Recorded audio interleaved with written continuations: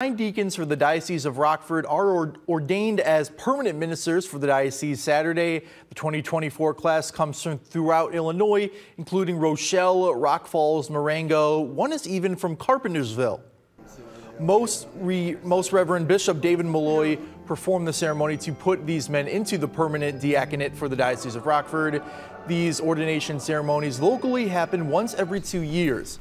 Deacons help with liturgies, funerals, and aiding to the sick and dying, among other things. Now, as a permanent deacon, they will serve at any of the diocese parishes.